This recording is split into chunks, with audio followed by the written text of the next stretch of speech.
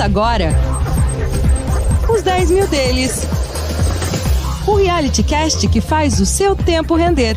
Muito bem, senhoras e senhores, tá começando o podcast que faz o seu tempo render. E aqui está ele, que pede calma quando tudo está de pernas pro ar, Carlos Castrucci. E aí? Fala, Léo. Vamos nessa para mais um episódio, hein? Essa semana teve queda, tá preparado? Tem outra pergunta? Não, só essa mesmo. É melhor a gente ir pros destaques. Então olha só o que a gente preparou pra você. A primeira queda a gente nunca esquece. Eu que o diga, nosso patrimônio chegou a R$ 12.430. Um recuo. O que é que tá por trás disso? Você vai descobrir com a carteira deles. Eu quero entender direitinho isso aí, hein?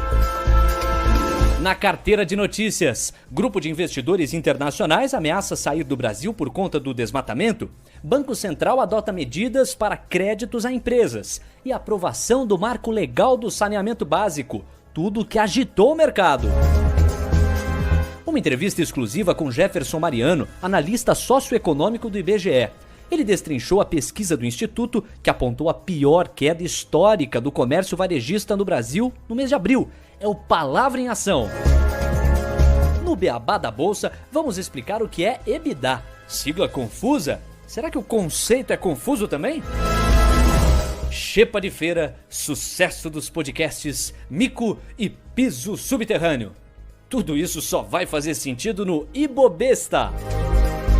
No radar, inflação, desemprego e produção industrial do Brasil. Vem com a gente que o Reality Cast do Investidor já começou.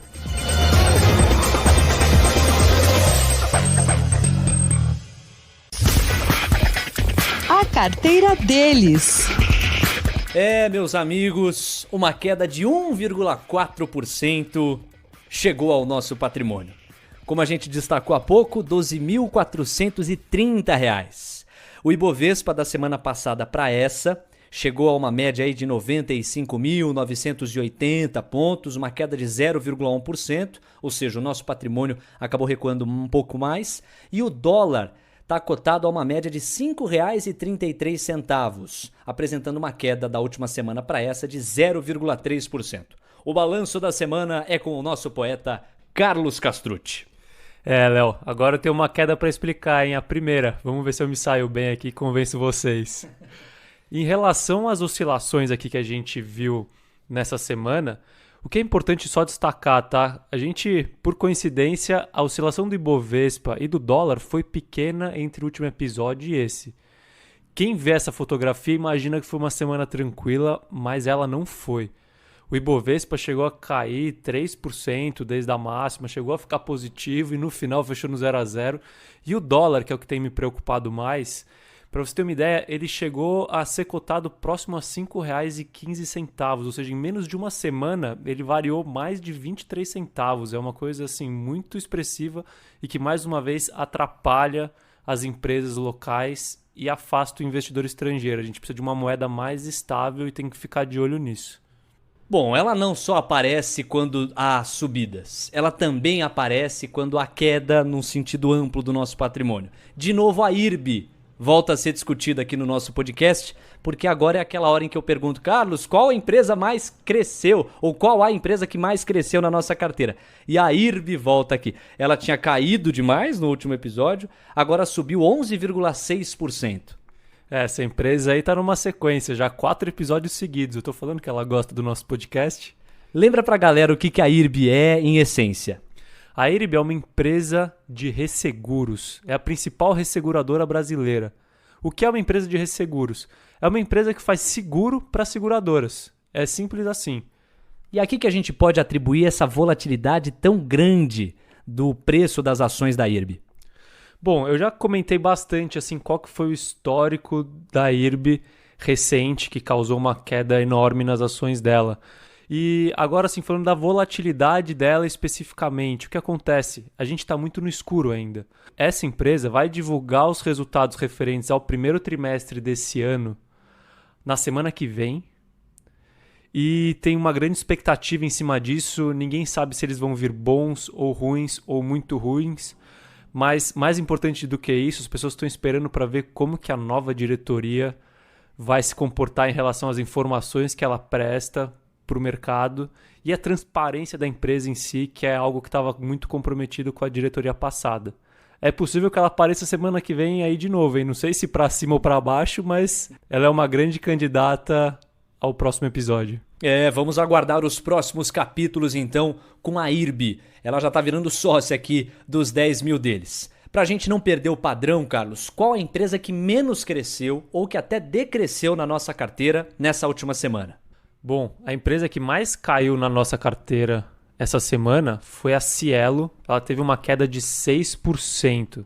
Eu expliquei brevemente o que é a Cielo e por que eu comprei a empresa recentemente. É uma posição pequena ainda da nossa carteira.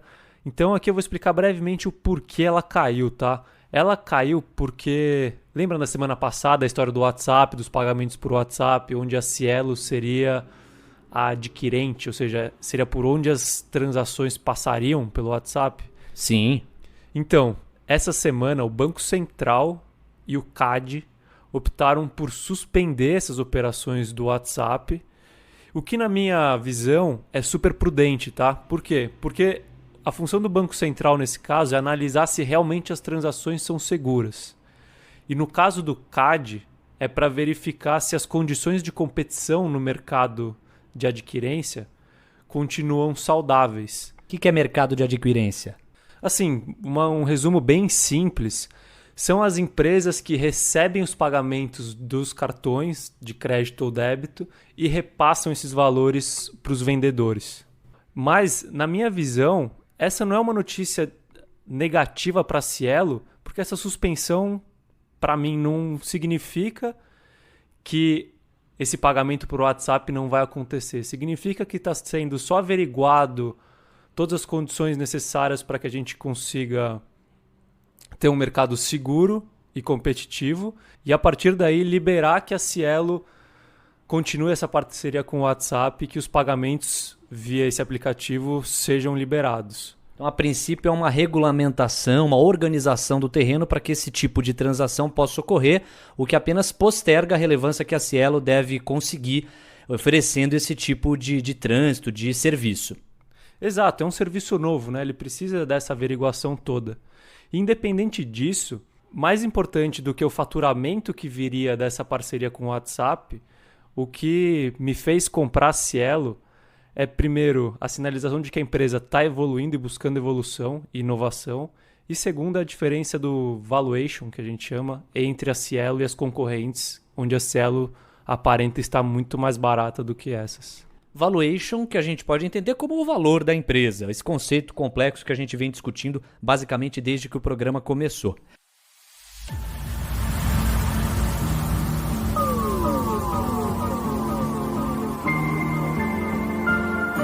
Mas você me contava nos bastidores que não foi exatamente a queda da Cielo que mais contribuiu para chacoalhar nosso patrimônio. Traz aí pra gente o que houve de mais relevante na sua visão. Exato, Léo. Como eu falei aqui, a posição na Cielo ela ainda é muito pequena na carteira. Eu ainda quero fazer mais estudos para ter mais convicção e a partir daí investir mais pesado nessa empresa, por assim dizer. Assim, só para fazer uma breve retrospectiva, alguns episódios atrás eu comentei que eu tinha vendido a minha posição em Bolsa Americana e ficado com alguns recursos em caixa, né, esperando novas oportunidades. Ao longo das últimas semanas, a Bolsa chegou a ter quedas relevantes que abriram oportunidades, na minha visão, de comprar empresas novas ou aumentar posições em empresas que eu tenho. Então, atualmente, eu estou praticamente 100% comprado em empresas brasileiras negociadas na Bolsa de Valores daqui. Ou seja, todos os seus recursos já foram utilizados para adquirir ações de empresas na Bolsa Brasileira. Exato. E o que contribuiu com essa performance negativa nessa semana? Foram as ações dos bancos que eu tenho. Assim, é a minha posição mais concentrada, até é atípico eu ter esse tipo de concentração. Eu estou no meu limite máximo, onde eu tenho 30% do nosso patrimônio em bancões, né? Os famosos bancões, que são o Bradesco principalmente e o Banco do Brasil. E os bancos, eles estão com os preços deprimidos esse ano e sofreram essa semana com mais ceticismo e com mais quedas. Por isso que o nosso patrimônio acabou caindo mais do que o Ibovespa nessa semana. Mas é importante destacar que eu tenho uma convicção relevante nessa posição nos bancos, porque eu vejo um excesso de assimetria entre preço e valor. Então conta pra gente a base da tese por trás de você aportar tanto nos bancos. Aqui eu vou trazer assim só... É sempre importante, quando você investe, você verificar a sua margem de segurança ao investir em uma empresa, né? E então aqui eu vou trazer um case, assim, uma conta de padeiro em Bradesco. Então, assim, o valor de mercado do Bradesco hoje, ou seja, a quantidade de ações do banco vezes o preço da ação do banco, é equivalente a 185 bilhões de reais. E para você ter uma ideia, assim, fazendo uma conta de padeiro dos lucros do Bradesco nos próximos 5 anos e considerando o histórico de distribuição de dividendos deles, eu receberia 2/3 desse valor de mercado, ou seja, do meu investimento, nos próximos 5 anos em dividendos. Então, assim, é uma margem de segurança enorme. Se não acontecer nada com o preço, eu já ganhei 66% no investimento só através dos dividendos que o Bradesco me pagaria. E como é que você consegue não cravar, mas ter tanta convicção de que esses dividendos devem vir? É com base no histórico e na projeção? Primeiro é na projeção de lucro da empresa para os próximos anos. As projeções de bancos costumam ser bem previsíveis, dos bancões. Tem muita gente cobrindo os bancos, então dificilmente você tem uma surpresa e o cenário competitivo dos bancões não deve mudar muito nos próximos anos. E só mais um dado que eu acho super relevante, para você ter uma ideia, o dividendo que eu estimo para Bradesco no ano que vem, 2021, porque esse ano a gente tem algumas restrições regulatórias por conta do coronavírus, é de 11% em cima do investimento atual. Se você pega a projeção da Selic do ano que vem, que é 3% ao ano, de dividendo eu estaria ganhando quase 4 vezes mais do que a Selic ao ter comprado o Bradesco hoje. Então, quer dizer, mesmo que as pessoas sigam pessimistas em relação aos bancos, estes que você citou especificamente, estamos falando do Bradesco nesse caso, tende a ter um retorno atrativo, estratégico.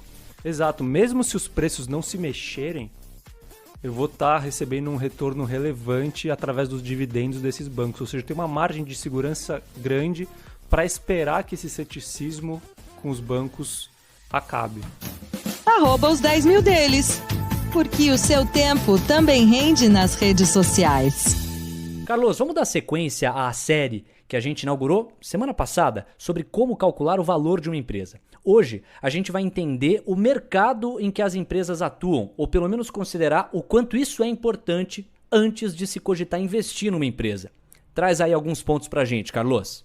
Exato, Léo. Antes de tudo, é importante você entender o mercado que a empresa atua, porque ao se investir nela, você é sócio dela, então você precisa entender o que a empresa vende, com quem que ela compete e todas as peculiaridades do mercado dela. Então, assim, para você entender o mercado que a empresa atua, existe um modelo super difundido no meio acadêmico e no meio prático, que é o modelo das 5 forças de Porter. Se você jogar no Google, você vai ver melhor. E eu vou me basear nele para trazer para vocês uma visão de como analisar o mercado de uma empresa, como se fosse uma espécie de um roteiro. Qual que é a primeira força, Carlos? A primeira força de Porter é a ameaça dos produtos substitutos. Então você tem que se perguntar, existe a possibilidade de substituição do produto ou serviço da empresa que você pretende investir por outro diferente? Qual que é o tamanho desse risco? E até tentando ilustrar aqui para você, primeiro eu vou trazer um caso de produtos substitutos e um caso onde é difícil você encontrar um produto substituto.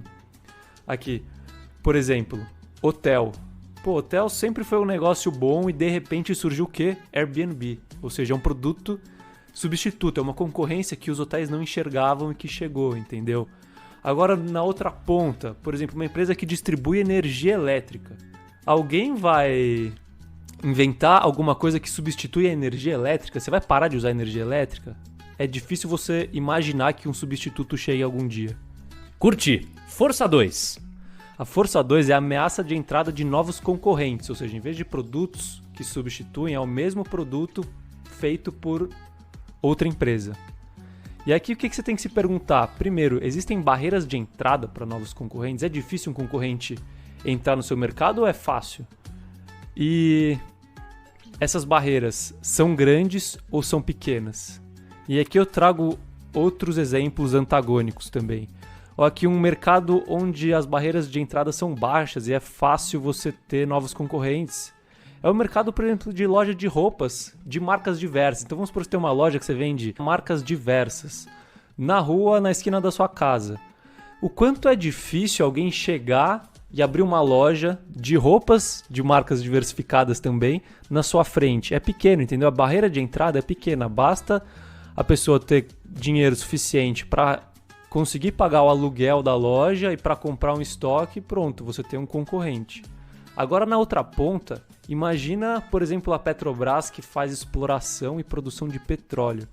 Para você conseguir furar uma sonda de exploração, você vai gastar bilhões de reais. Então, olha o tamanho da barreira de entrada. Assim, não é qualquer um que pode chegar e falar, agora eu vou procurar petróleo e vou competir com a Petrobras. Você tem que ter bilhões no caixa para conseguir furar um poço de petróleo e a partir daí ainda correr o risco de não conseguir achar o petróleo nesse poço, entendeu? Eu tô imaginando aqui, né? O cara acorda de manhã, tá fazendo café, fala, nossa amor, eu tô com uma ideia aí de furar um petróleo, dar uma procuradinha. Não vai rolar, né? Não é assim. Tá anotado aqui a força 2. Força 3. A força 3 vem do poder de negociação dos clientes. Qual é a força dos clientes da empresa na negociação de preços?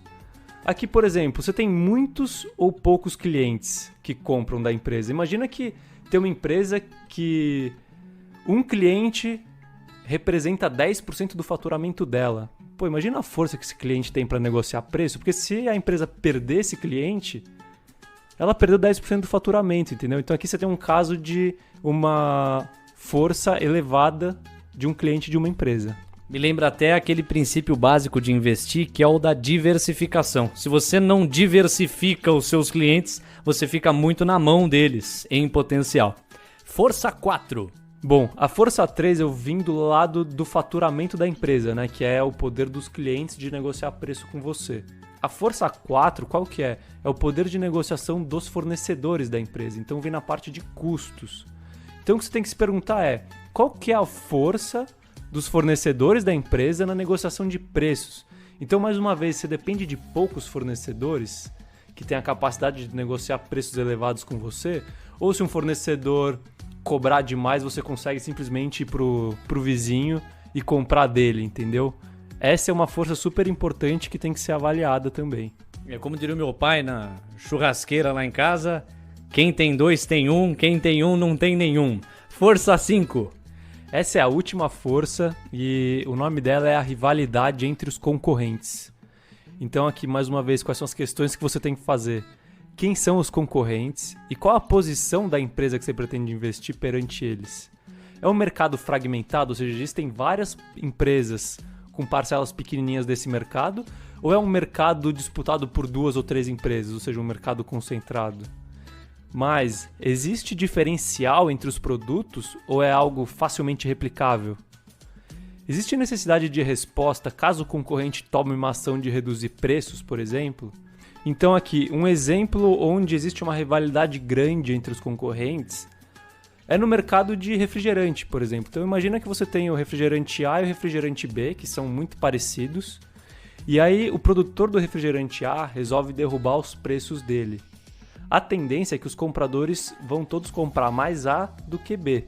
Então, se o B não abaixar o preço na mesma proporção, ele vai perder vendas. Então, aqui a gente tem um caso onde a rivalidade é grande e que pode acabar deteriorando a rentabilidade das empresas, entendeu? Então, é importante você verificar antes de investir numa empresa se existe essa rivalidade. Se a ação de uma empresa causa a reação da sua concorrente.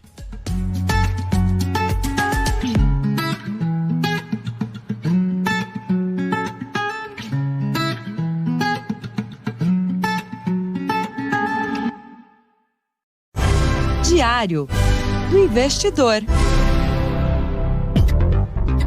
Ao notar que o Ibovespa apresentou uma queda, ainda que pouco expressiva, da última semana para esta, sobretudo considerando esses últimos dias, eu fiquei naquela angústia. E aí, será que o nosso patrimônio acompanhou o índice? Será que não caiu, superando o Ibovespa? Ou será que caiu mais? acabou sendo a última opção, mas ainda assim uma queda tranquila de manejar, sempre tendo por base o longo prazo.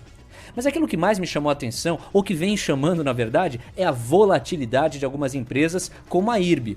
Eu aprendi na marra o conceito de volatilidade a partir dela. Numa semana cresce 25%, na outra cai uns 20%. Só a fundamentação teórica para me deixar tranquilo e sereno quanto à escolha por ela, de novo, num longo prazo. E em cima disso, eu queria compartilhar com você que os ensinamentos que vêm surgindo aqui têm escoado para outras frentes da minha vida. Outro dia eu me peguei pensando, ao desenhar um projeto profissional, quais vão ser os resultados a curto prazo? E a médio prazo? Quais as metas de longo prazo que a equipe vai se preparar para contemplar? Intuitivamente eu até fazia isso, mas agora eu faço com ainda mais clareza, noção e metodologia. O que sugere que ser investidor é, antes de qualquer coisa, uma forma de ver o mundo. Carteira de notícias. Um grupo de 30 empresas globais de investimento de 9 países diferentes está exigindo reuniões com diplomatas brasileiros para tratar sobre o avanço do desmatamento na floresta amazônica. Esse grupo junto administra quase 4 trilhões de dólares. Dessas 30 empresas, 7 já disseram que caso a situação não melhore, elas retirarão investimentos do país. Na visão destas empresas, o atual governo federal oferece uma incerteza generalizada sobre as condições para investir ou oferecer serviços financeiros dentro do Brasil. Primeiro, a reação do mercado. O mercado não reagiu para essa notícia. E por quê? Assim, tem alguns pontos que você precisa prestar bastante atenção quando você lê uma notícia dessa. Primeiro, a gente tem uma tendência aqui que é o viés da disponibilidade, ou seja, aqui a gente está lendo as empresas que não querem investir no Brasil e o valor que elas gerem, né, que elas têm sob gestão. Mas a gente esquece de olhar as outras empresas que continuam querendo investir no Brasil e o valor que elas estão investindo aqui.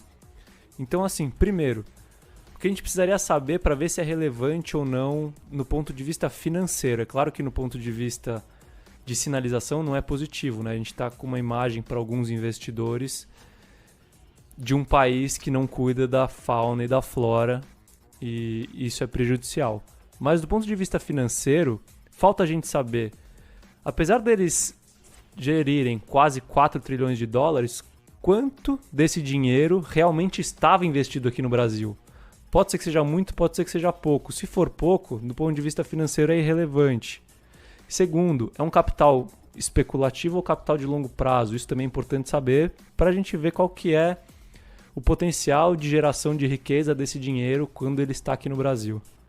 Medidas contra a crise. O Banco Central autorizou que os bancos descontem do chamado compulsório os valores que forem emprestados para empresas com faturamento anual de até 50 milhões de reais. Vale pontuar que se entende por compulsório a parte do dinheiro depositada nas contas dos clientes e que os bancos são obrigados a manter no Banco Central sem uso. O governo federal publicou uma medida provisória que autoriza o saque do FGTS. Todo cidadão que tem dinheiro na conta vinculada ao FGTS poderá sacar até R$ 1.045. Não importa se o trabalhador está empregado ou não, se tem conta ativa ou não, ou se é ou não de família de baixa renda. Vale informar que o recebimento do auxílio emergencial não impede que o trabalhador saque o FGTS. Essas medidas foram encaradas com bons olhos pelo mercado, né? Porque são duas medidas estimulativas da economia local. Uma delas é mais fácil de chegar à ponta final, que é o saque do FGTS, e que estimula o consumo, né? E a gente precisa das pessoas consumindo para que a economia continue girando. E na outra ponta é esse estímulo ao financiamento para as empresas que estão passando por dificuldade agora, principalmente as pequenas, médias e microempresas. Mas aqui ainda a gente tem que ter um pouco mais de cautela, porque esse dinheiro tem que efetivamente chegar na ponta final, né? Então o que a gente tem que olhar daqui para frente é: esses recursos realmente vão chegar nessas empresas a condições razoáveis ou não? O Senado aprovou o projeto que institui o novo marco legal do saneamento básico e facilita a ampliação da participação privada no setor. O texto, aprovado por 65 votos a 13, segue para a sanção do presidente Jair Bolsonaro. A proposta tem como objetivos a universalização do saneamento e o fornecimento de água potável para 99% da população até o fim de 2033. Essa foi uma das melhores notícias, de uma forma geral, dos últimos tempos. E por quê?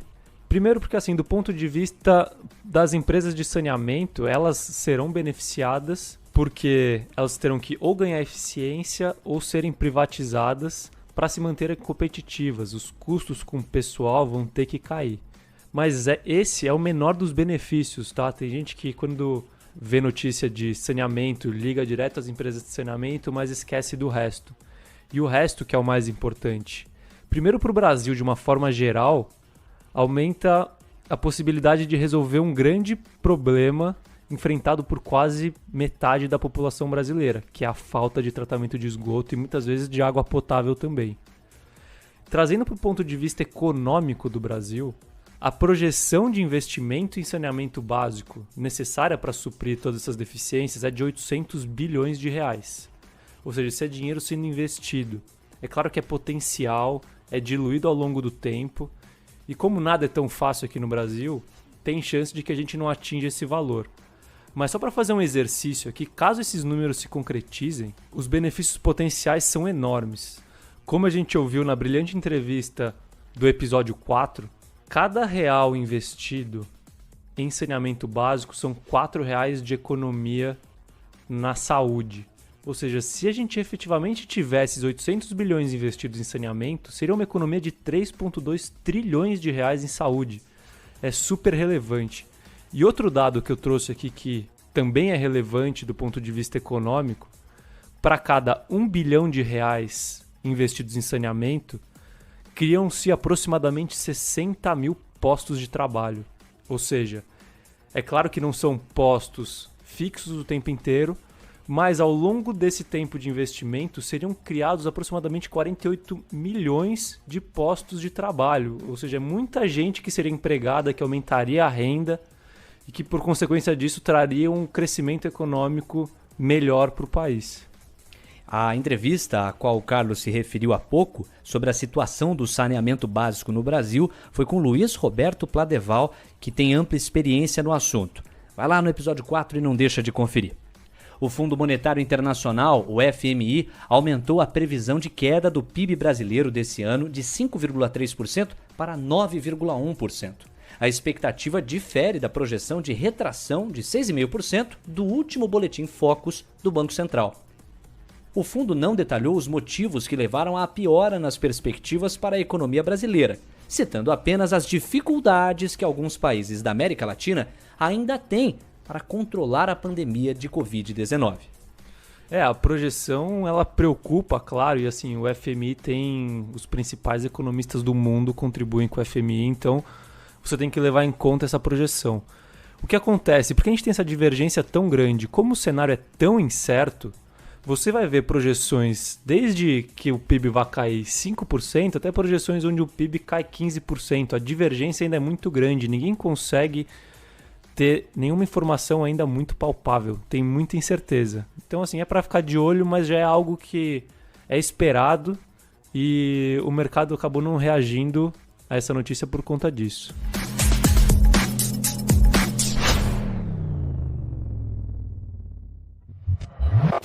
Palavra em ação. Pessoal, semana passada a gente trouxe a notícia do dado divulgado pelo IBGE que apontou a maior queda no comércio de varejo na série histórica que começou em janeiro de 2000. Essa queda se refere ao mês de abril, o primeiro mês completo com o isolamento social adotado em função da pandemia do coronavírus. O nosso repórter Caio Melo conversou com Jefferson Mariano, analista socioeconômico do IBGE, para saber detalhes desta pesquisa e também quais os fatores que explicam uma queda tão expressiva. É com você, Caio. Então, Léo, nós começamos perguntando sobre os fatores que explicam a mínima histórica do comércio varejista no Brasil. O determinante para esse comportamento foi a pandemia, né?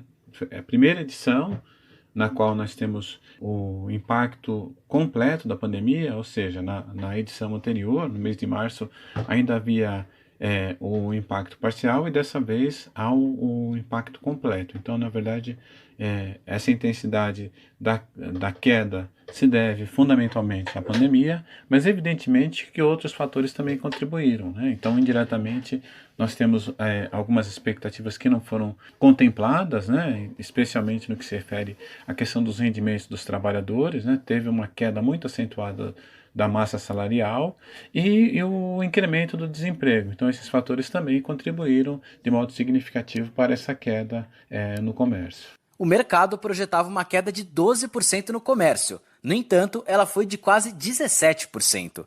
Jefferson explicou o porquê. Primeiro é importante destacar que o IBGE, em suas pesquisas, ele não realiza projeções, né? Registra efetivamente o que acontece no mercado. Então, de fato, essa queda de 17% foi muito acentuada, né?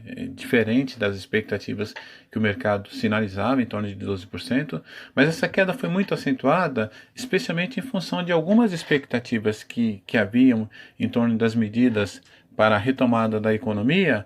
Elas não apresentaram os efeitos desejados, ou seja, o consumo sofreu uma queda acentuada, ou seja, as medidas não foram suficientes para manter o consumo e o emprego. Então, essa dobradinha, queda no consumo muito acentuada e o incremento no desemprego, levou a essa queda mais acentuada do que o mercado previa. Sobre as atividades econômicas com maior queda, ele destacou o consumo não essencial. É importante destacar que foram todos os setores associados ao consumo não essencial. Então, por exemplo, o setor de tecidos, vestuário e calçados foi o setor que apresentou a maior queda, né, cerca de 75%, mas não só esse, alguns outros itens, por exemplo, relacionados de uso pessoal e domésticos, apresentaram uma queda de 45%, e o setor de móveis e eletrodomésticos, com menos de 35%. Nesse caso específico, é importante destacar que é um setor no qual há uma presença de itens com maior valor adicionado. Então, diante de um quadro de crise, evidentemente as pessoas protelaram essas compras, né? Deixaram de realizar gastos nesses segmentos.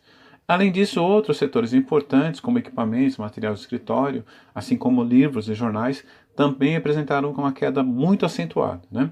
E aí, saindo do comércio varejista, pensando no setor de comércio ampliado, é importante destacar também a queda muito acentuada dos automóveis, né? Conectados aí à cadeia da indústria automobilística, que sofreu um tombo bastante significativo. Todos os estados do Brasil tiveram quedas, mas o Amapá, Rondônia e Ceará foram os que mais sofreram. Jefferson nos elencou fatores que explicam isso. É importante observar que praticamente todas as unidades da federação sofreram com relação à queda na atividade comercial. No entanto, as unidades da Federação do Norte e Nordeste apresentaram um impacto mais significativo. Vale destacar o Amapá, né, que liderou esse ranking, né, uma queda muito acentuada, mas Rondônia, um desempenho muito próximo, e também o Ceará. No caso dessas unidades, o que dá para destacar é que o rendimento mensal das famílias ele já é muito baixo. Quando a gente pega o ranking, observa que são as unidades que apresentam o menor rendimento domiciliar entre as famílias. E, além disso, uma taxa de desemprego muito acentuada. O Amapá, por exemplo, é a segunda unidade da federação com a taxa de desemprego mais expressiva, né? No ranking, dentre as 27 unidades da federação, é a segunda com a taxa de desemprego mais elevada. Então, a combinação desses fatores levou a essa queda muito acentuada da atividade comercial nessa unidade da federação. Por fim, nós questionamos se a reabertura gradual das atividades pode aquecer a economia. Sem dúvida nenhuma, deve contribuir para a retomada da atividade econômica. Apesar do comércio varejista, bem como os serviços, desenvolverem técnicas ou medidas para que pudessem incrementar o uso da internet, no caso do comércio, especialmente o e-commerce, para alguns setores é muito importante que tenha as vendas diretas, que as vendas diretas aconteçam. Então, sem dúvida nenhuma que essas medidas restritivas, à medida que elas forem sendo retiradas, devem contribuir para a retomada do comércio varejista, especialmente no caso não só das lojas de rua, mas também das lojas nos shopping centers, e alguns setores que sofreram uma queda muito acentuada, como nós observamos, no caso específico de bens de maior valor adicionado, e especialmente tecidos, roupas, né, calçados, ou seja, bens de consumo não duráveis ou semiduráveis, e aí é possível que nós tenhamos um início de uma retomada nesses setores. Este é o podcast Os 10 Mil Deles, um reality que faz o seu tempo render. Beabá da Bolsa. Olha só, Carlos, fez sucesso a sua frase em um beabá da bolsa em que você declarou o seguinte: IPO é uma sopa de letrinhas para um conceito fácil. O de hoje é uma sopa, é um caldo ainda mais grosso de letrinhas, chamado EBITDA. Conta aí pra gente, é um conceito fácil ou é um conceito mais complexo? É mais uma dessas siglas aí que a gente usa no mercado financeiro, mas eu vou traduzir para você, fica tranquilo. Primeiro assim, ela tá em inglês, tá? Então eu vou trazer o que ela significa em português, literalmente, e depois o que ela significa. Qual que é a tradução? É o lucro antes de você pagar juros, impostos e a depreciação e amortização dos ativos da empresa. E o que ele tenta mostrar, esse conceito? Ele tenta mostrar o quanto efetivamente a operação da sua empresa gerou de caixa para ela, entendeu? Então, depois que você faturou e teve os seus custos, quanto entrou de caixa para você, independente de quanto que é o resultado real da empresa? E qual exemplo você poderia trazer para ilustrar? Imagina que você, Léo, agora é dono de uma empresa de aluguel de carro, a Levaticar. Ô louco, hein? Que isso? Levaticar, gostei. Então vamos lá, que eu quero que o meu negócio dê lucro. Como é que é essa história? Como você está começando pequenininho ainda, então você vai começar com um carro só para alugar. Então imagina que você compra um carro por 40 mil reais, ou seja, você investiu 40 mil reais num carro, isso não é uma despesa ainda sua, e ele virou um ativo seu. E vamos supor que a vida útil desse carro é de 10 anos, ou seja, teoricamente ele deprecia 10% ao ano, ou seja, 4 mil reais por ano. Daqui a 10 anos, meu carro não vai estar valendo nada, é como se fosse isso. Isso, é isso mesmo. Agora, imagina que você começou a operar essa sua empresa onde você tem esse carro. E no primeiro ano, você alugando o carro, você conseguiu faturar 10 mil reais. 10 mil reais de faturamento. Isso. E para operacionalizar a sua empresa, para ficar com a pessoa do balcão que aluga o carro, para alugar o espaço na garagem que você precisa ter, você gastou 2 mil reais nesse mesmo ano. Ou seja, você teve uma despesa de 2 mil reais. Além disso, o seu carro depreciou 4 mil reais nesse ano, que também é uma despesa sua. Quando você junta tudo isso, você teria o lucro operacional, que a gente comentou no episódio anterior, de 4 mil reais. 2 mil de gastos operacionais, 4 mil de depreciação do meu veículo. Isso. Só que acontece, no seu caixa, não entraram só 4 mil reais. Por quê? Porque a depreciação de 4 mil reais, você não gastou 4 mil reais, concorda? Você não pagou 4 mil reais para o carro depreciar. Você tinha investido 40 e ele deprecia 4 mil reais ao ano. No meu caixa entraram 8 mil reais. Os 10 mil do faturamento menos os 2 mil dos custos operacionais. Isso. Esse é o EBITDA. Teoricamente, ele reflete o quanto a operação da sua empresa gerou de caixa para você naquele ano. Que no meu caso foram então 8 mil reais. Mas quando a gente considera a depreciação de 4 mil reais, e aí esse meu lucro deixa de ser 8 mil e passa a ser 4 mil, aí a gente está falando de lucro operacional?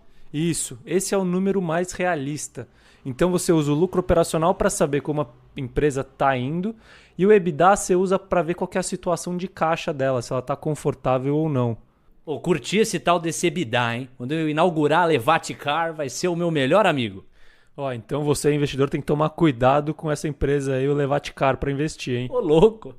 Por quê? Primeiro porque o EBITDA ele não é um dado contábil, ou seja, ele não existe na contabilidade, ele é um ajuste para você estimar o quanto a empresa gerou de caixa naquele ano, caixa operacional, tá?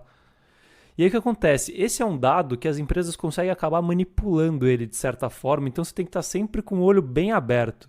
Principalmente quando você for ler um relatório de resultado de uma empresa e aparecer EBITDA ajustado. Toma cuidado com esse nome.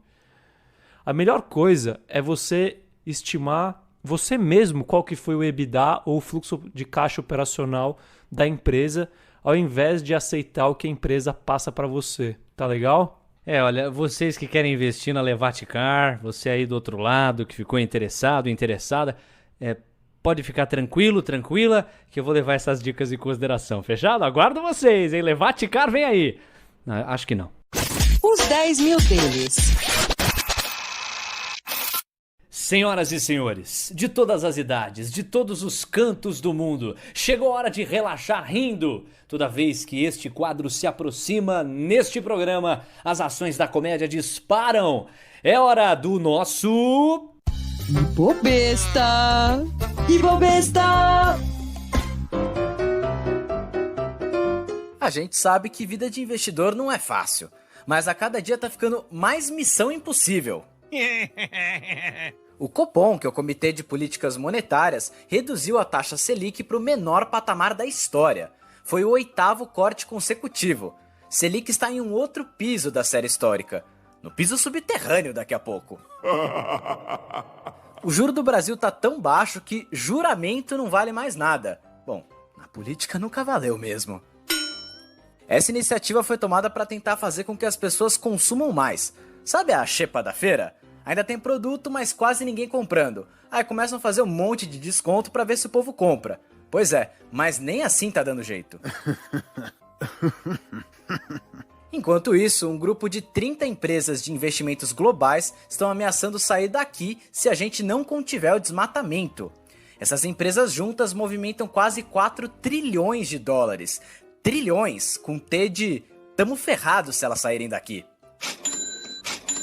O serviço de inteligência particular do Ibobesta soube até que essas empresas querem que o desmatamento esteja mais baixo que a taxa Selic. Vamos ver se o Brasil vai se comprometer ou se vamos pagar mais um mico. Se sobrar mico na floresta, né? Mas vamos falar de coisa boa também. As ações do Spotify não param de subir, principalmente por conta dos podcasts. As ações de hoje mais que dobraram em relação a março. Gente, bem na época que os 10 mil deles começou. Coincidência? Eu acho que não. Brincadeiras à parte, vai ter podcast até da DC na plataforma. Sabe a DC do Batman? Ainda não sabem como vai ser batizado o produto. Acho que eles têm medo que roubem a ideia. Depois desses trocadilhos eu fico por aqui, viu? Antes que o nível das piadas caia abaixo da mínima histórica desse programa.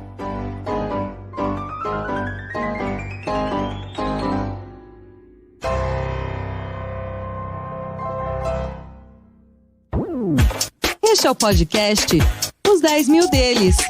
O reality que faz o seu tempo render.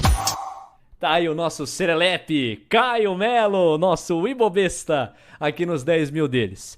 Agora é engraçado destacar dentro do texto que o Caio preparou para essa edição do Ibobesta, da taxa Selic. Ele de novo destaca aqui a queda acentuada da taxa Selic. E é importante destacar, Carlos, que há duas percepções básicas da queda da taxa Selic. Uma para o investidor e a outra para o consumidor. Completamente diferente, né? Exato, porque assim, o investidor, ele realmente, quando ele investe em renda fixa, ele vai receber esses 2,25% da Selic. Então, as pessoas que viviam de renda, de ativos de renda fixa, vão sofrer com esses juros baixos e vão ter que procurar ativos que geram valor no longo prazo. Agora, quando a gente vem para o lado do consumidor, aí que está a preocupação, porque apesar da gente estar com um juros básico de 2,25%, o juro que o consumidor paga ainda é exagerado, é com 3 casas, né? É 200%, 300% ao ano, dependendo da linha de crédito que ele pega. Então, o consumidor de fato ainda não sentiu esse impacto do juro baixo e o estímulo para o consumo ainda não chegou. Então, é muito importante a gente fazer essa distinção entre o juro baixo para o investidor e o juro baixo para estímulo do consumo. No radar. No radar. Momento de saber no que você, investidor, tem que ficar de olho na próxima semana. Será divulgada a taxa de desemprego do Brasil, mais uma oportunidade de registrar o tamanho do impacto da pandemia na economia brasileira. Exato, Léo. Esse dado é super relevante porque a gente vai conseguir verificar realmente quantas pessoas perderam o emprego, né? Será que o impacto foi muito relevante? Será que a gente vai ter uma surpresa positiva? Nos Estados Unidos a gente vem tendo surpresas positivas. Espero que aqui no Brasil a gente consiga ter esse mesmo desempenho. Existe a expectativa da divulgação do balanço orçamentário do nosso país. O balanço mede as receitas e as despesas previstas em comparação com as realizadas. Isso também vai ser relevante para o mercado, para a gente ver qual que é a situação fiscal do país, né? Será que a crise impactou muito ou será que impactou pouco? Todos esses dados que ainda são com base em um cenário muito incerto são relevantes para a gente conseguir clarear qual que vai ser o futuro do país. Outra divulgação que será feita é a da inflação, medida pelo IGP, o Índice Geral de Preços. O número é referente ao mês de maio. Em abril, a inflação ficou em 0,8%. A inflação é o principal indicador utilizado pelo Banco Central para determinar a política monetária, né? Para definir se os juros têm que subir, ou tem que cair, ou tem que ser mantido. Nesse caso, a expectativa é que a inflação continue deprimida, mas é sempre importante ficar de olho, né? O Brasil sempre sofreu com problemas inflacionários lá atrás, então a gente ainda tem uma memória que não deixa a gente ficar confortável com o cenário de inflação brasileiro. De novo, Brasil. Semana que vem deve sair a produção industrial do mês. Essa produção mede a mudança no valor total, ajustada pela inflação, de tudo que foi produzido pelos fabricantes e serviços públicos. Esse é um dado que ainda deve vir ruim, né? Por conta da pandemia, mas mais importante do que o dado em si vai ser a evolução dos meses desde o começo dos fechamentos das economias. O que a gente tem conversado com algumas empresas, a gente vê que abril foi muito ruim, maio foi menos pior e junho foi um pouquinho melhor do que maio. Vamos ver se o dado de produção industrial reflete essa percepção das empresas ou não, para a partir daí a gente conseguir determinar o real impacto disso na economia. Essa dica vale ouro. A escola Conquer lançou nesta semana, gratuitamente, um curso sobre inteligência financeira. Eu já vou dar o meu disclaimer aqui, tá, gente? Eu trabalho na escola, eu sou professor de oratória por lá. Minha divulgação por aqui, no entanto, é porque a iniciativa, além de muito bacana, é sólida também. São mais de 8 profissionais trazendo insights, orientações e dicas para você se organizar financeiramente. No entanto, antes de fazer o curso, você preenche um formulário que visa descobrir qual o seu nível de conhecimento em finanças para que a trilha de aprendizagem seja personalizada e abranja desde quem quer sair do vermelho até quem quer investir na bolsa, como a gente faz aqui. Dá uma espiada, vale a pena, eu super recomendo. Conquer é o verbo conquistar em inglês. C-O-N-Q-U-E-R. Basta você jogar no seu site de busca predileto e você vai encontrar o endereço da escola e esse curso que é gratuito, mas por pouco tempo. Não deixa passar essa não, porque é uma oportunidade valiosa.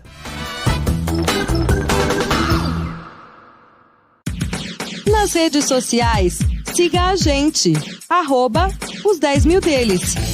Mandando um super beijo aqui pra Nath Blima. Nath, super obrigado, ela mandou mensagem pra gente, deu alguns feedbacks em relação aos episódios e tá ligadíssima pra fortalecer o potencial dela como investidora também nesse mundo do vai e vem da Bolsa de Valores. Nath, obrigado.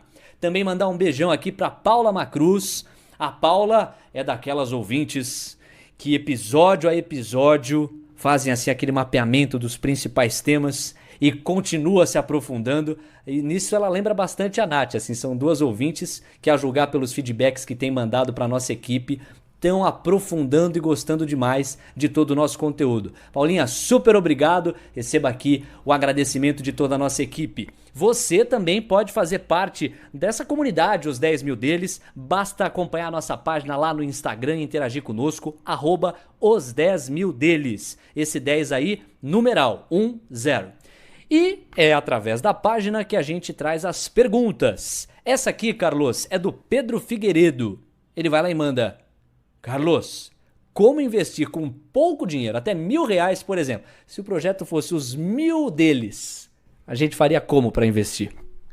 Eu só vou destacar uma coisa aqui antes de responder isso. É assim, se você tem R$1.000 para investir, é provável que você não tenha constituído a sua reserva de emergência ainda. Então, antes de mais nada, esses R$1.000 teriam que ir para a reserva de emergência. Agora, se você está me falando que você já tem a reserva de emergência e aí tem R$1.000 para investir, o ideal é você procurar um veículo de investimento onde você consiga uma carteira diversificada. Então, ao invés de investir em empresas diretamente, comece investindo ou no BOVA11 ou em algum fundo de investimento em ações. Claro, se você já tiver conforto e conhecimento necessário para aguentar as oscilações do mercado que ocorrem dia após dia. Lembrando que investir no BOVA11 é investir no índice Bovespa. Você vai ter as variações do seu patrimônio sempre de maneira grudada ali nas variações do Ibovespa. Se subiu, que beleza. Se desceu, ai ai. Vamos para a próxima pergunta aqui. Essa pergunta veio durante uma live que a gente conduziu com o Thiago Lima. Quero inclusive mandar um abração para o Thiago Lima. Ele é do EmpreendaCast e bateu um papo com a gente. A gente tem feito algumas lives lá pelo Instagram, vamos continuar fazendo, não deixa de seguir a página também por essa razão. E durante a live com o Thiago surgiram algumas perguntas que a gente prometeu responder aqui no podcast. Uma delas é a seguinte: Carlos, é possível investir em grupo? Essa aí é novidade para mim, grupo? Fala aí. É possível. Você vai ter que conseguir um volume financeiro relevante para conseguir fazer isso. Como que você faria? Você, através de um grupo de amigos, vocês conseguem criar um clube de investimento em ações. Tem várias corretoras que oferecem esse tipo de serviço. E aí, quando você constitui esse clube de investimento, você tem algumas opções. A primeira é, caso algum dos cotistas do clube, ou seja, caso um membro do grupo ou mais membros do grupo tenham conhecimento suficiente para escolher as empresas, a gestão pode ser feita pelos dois, ou por mais, ou por um só. Ou, se ninguém tem conhecimento suficiente, você pode contratar a própria corretora para fazer a gestão desse clube de investimento. Então, assim, a partir desse clube, seria a união do dinheiro de todos esses integrantes do grupo em um único veículo que compra ações, e a gestão pode ser feita tanto por algum de vocês quanto pela própria corretora ou por uma gestora de recursos terceira que você contrataria. Só é importante destacar aqui que você precisa juntar um volume de dinheiro relevante para valer a pena constituir um clube de investimento de ações. A gente está falando em algo de no mínimo R$500 mil para que os custos não impactem demais a rentabilidade do investimento de vocês. E se você me permite um bedelho aqui, também é importante que os perfis que constituem esse grupo sejam similares, próximos, parecidos. Porque já pensou, você tem ali metade do grupo conservador ao extremo, não quer risco algum. Aí a outra metade do grupo agressiva pra caramba, quer bolsa de valores a qualquer custo. Tem tudo pra não dar nada certo. Galera, muito obrigado pela companhia de vocês. Tá sendo muito bacana seguir aqui episódio a episódio com o nosso reality. Carlos, espero que semana que vem volte a subir, hein? Eu sei que a queda foi ligeira, foi curta, mas é melhor quando sobe, Carlos, pelo amor de Deus, pô. Pode deixar, Léo. Eu te garanto que eu não sei se vai subir ou cair. Tá bom. Ele sabe das coisas, né? Galera, apresentação e edição, Leonardo Levati, comentários do nosso super Carlos Castrucci, a produção de Caio Melo e as nossas mídias digitais e artes que compõem o projeto são cuidadas pelo Matheus Fernandes. Valeu, gente, até mais, um abraço. Valeu, gente, até o próximo episódio, um abraço.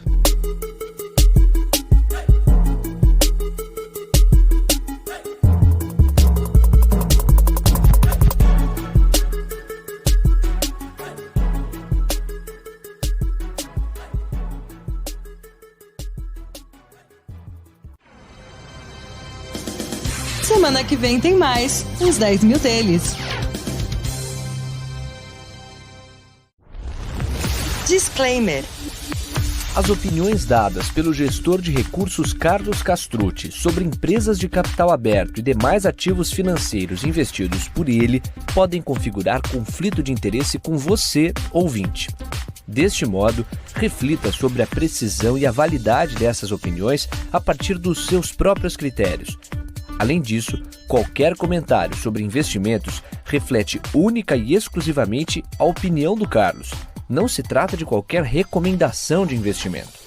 Ressaltamos ainda que a participação dele não tem como objetivo a venda dos serviços da Roa Asset Management, empresa da qual é sócio e por onde realiza os investimentos dos R$10 mil iniciais do projeto. O investimento destes recursos vem sendo realizado pelo Carlos da mesma forma como são investidos os recursos dos clientes da Roa. O projeto Os 10 Mil Deles persegue as melhores práticas mundiais para o mercado financeiro na atuação de Carlos como gestor de recursos. Assim, ele não vai comunicar alterações na estratégia de investimentos antes de executá-las para os próprios clientes.